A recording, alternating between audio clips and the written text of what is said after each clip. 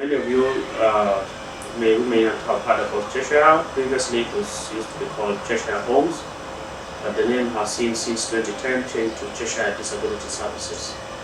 The name was obviously changed because it needed to reflect the range of services that we provide other than Cheshire Homes, which many people thought that we are just looking after people who are residential or keeping people with disabilities, which is not really our primary focus.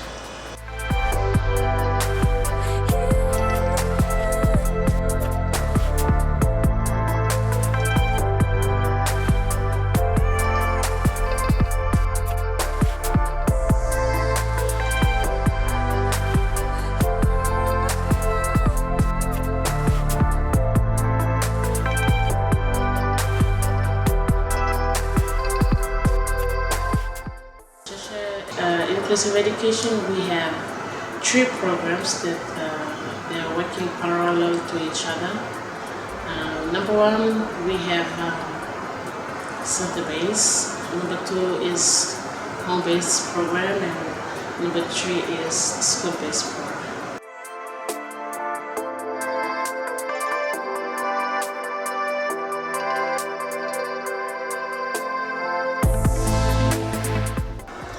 In the inclusive center-based programs, we have 2 classes.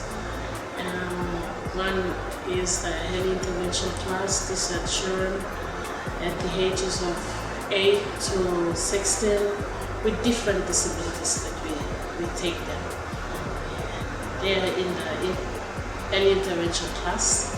Our second class is the inclusive early childhood at the ages of 4 to 6, 27 years.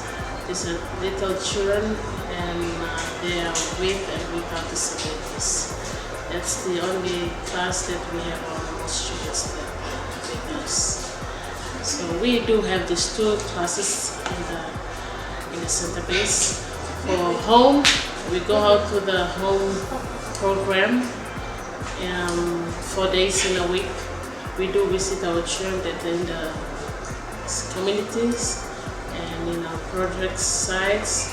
These are mainly severe students, and also from this program through our rehabilitation program with the CBR, we go in as an education component to help that certain child, and then we also integrate them into the nearest school, or we take them here in Cheshire to continue with the education, and they continue to the mainstream schools. Those are our children in the home base. With the school, these are certain children that most of the children that have integrated from here, they finish off from Cheshire or straight from the home programs, and they are in the mainstream schools. We do go and visit them, but not really them in their classes, but we go and visit their teachers. We do follow up with their teachers. We do trainings with the teachers in the school, and also we do awareness to the children there that certain children from Cheshire have integrated into their school. So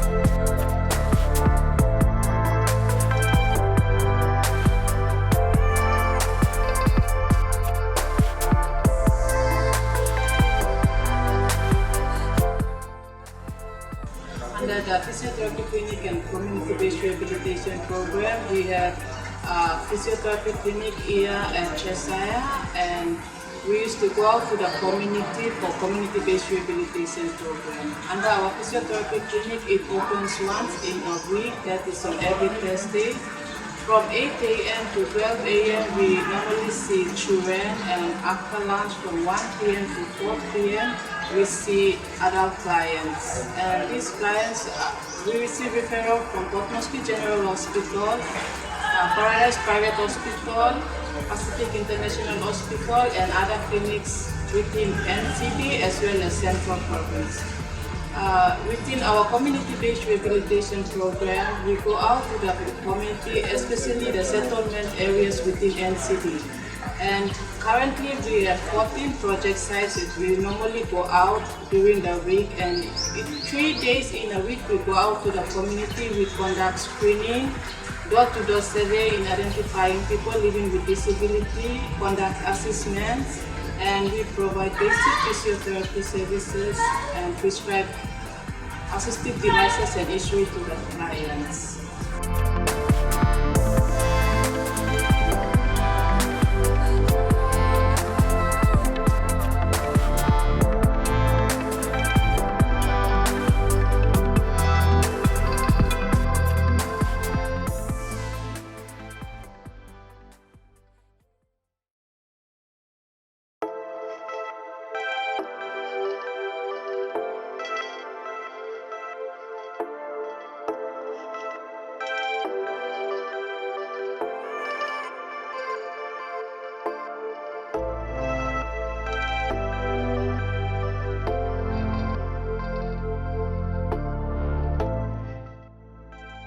In the residential care program, we provide care and support for 17 residents that we have. The services we provide here are laundry services, catering that includes food and nutrition, general cleanliness of the facility, medical care that includes medical daily treatment for the ones with conditions like epilepsy.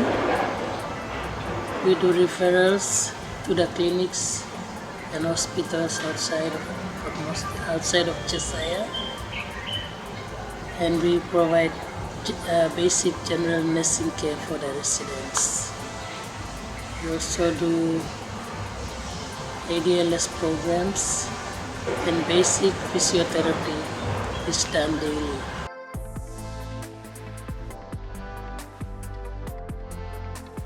These are people who came here when they were very young.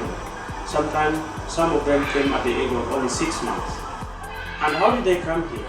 They were actually brought in here by various government departments, including police, community development, welfare section, and of course the church that was running this facility. These are children who were found to have been abandoned.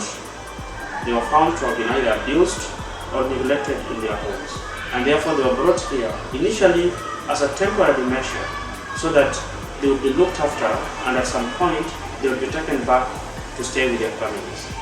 Unfortunately, for all those years, most of them, Cheshire has never traced their families, and this has come to be their home. And we have nowhere to take them, and we cannot take them away because this is where they call their home. This is the most expensive program because it operates like a hospital on a 24 hours, 24/7, meaning we have carers and caregivers who look after them in the night and during the day.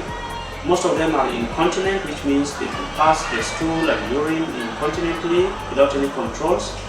Most of them also have seizures, or what we call epilepsies, and they are being looked upon or supported on a 24-hour basis. This has only been possible through well-wishers, sponsors, and friends who are contributing food items, non-food items, coming to visit for spiritual support and all that. And it's because of that they are alive and they are living. At the moment again, there is not a single support we are receiving from the government in terms of looking after these people, despite the fact that they were brought in through some government agencies.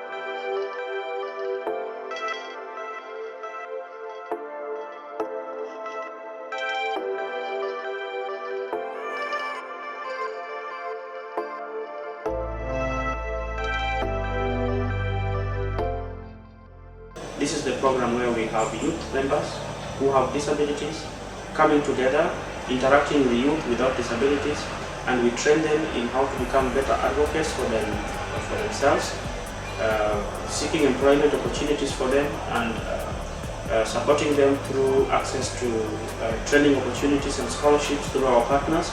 And through this program, we have had very commendable success stories with some of the youth, despite their disabilities, achieving the highest results they can in their lives, including being lawyers, being people who have gone to Australia for scholarships and have come back and contributing meaningfully to the development of the country. Obviously, the challenges we have in Papua New Guinea are enormous, just like any other developing countries. And issues around accessibility has become a big issue because many schools, many technical schools, many primary schools, elementary schools, universities are not accessible, especially to those with mobility problems, to those with communication problems. And therefore they have to be supported through scholarships to go overseas, which is obviously also very, very expensive. And ideally, charity begins at home, and if we would have such facilities within the country, those people would be more useful at home here, learning at home, working at home, and developing their own country. So basically, when you look at the whole Cheshire framework, we are an NGO or a non-governmental organization, and we complement the government services.